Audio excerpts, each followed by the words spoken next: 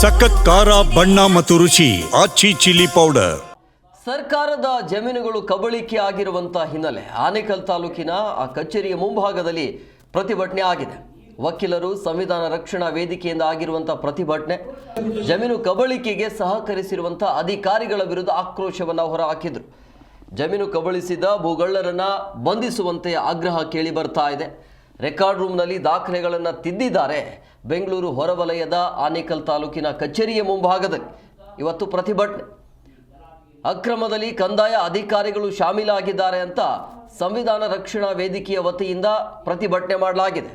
Record ರೂಮ್ನಲ್ಲಿ ದಾಖಲೆಗಳನ್ನು ತಿದ್ದಿದ್ದಾರೆ ಅನ್ನುವಂಥ ಇವರ ಆರೋಪ. ಭೂಗಳ್ಳರಿಗೆ ನೆರವು ನೀಡಿದ್ದಾರೆ. ಈ ಸಂಬಂಧ ಆನೇಕಲ್ ಪೊಲೀಸ್ ಠಾಣೆಯಲ್ಲಿ 16 ಮಂದಿಯ ವಿರುದ್ಧ FIR ಆಗಿದೆ. ತಾಲೂಕು ಕಚೇರಿ ರೆಕಾರ್ಡ್ ರೂಮ್ನಲ್ಲಿ 16 ಮಂದಿಯ ವಿರುದ್ಧ FIR ಆಗಿರುವಂಥದ್ದು. ಕಳೆದ ತಿಂಗಳು 28ನೇ ತಾರೀಕು FIR ಆಗಿದೆ.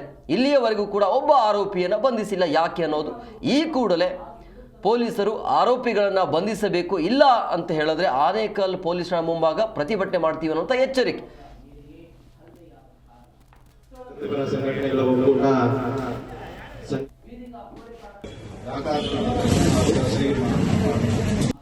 ಅದಕ್ಕೆ ಈಗ ಅವರು ಬೇಲ್ ಆಗಲಿ, ಬೇಲ್ ಆಗೋರ್ಗು ಅರೆಸ್ಟ್ ಮಾಡೋದಿಲ್ಲ ಅಂತ ಹೇಳಿ ನೀವು ಹೇಳ್ತಾರೆ. ಅದನ್ನ ನೇರವಾಗಿ ಬೇಕಿಲ್ಲ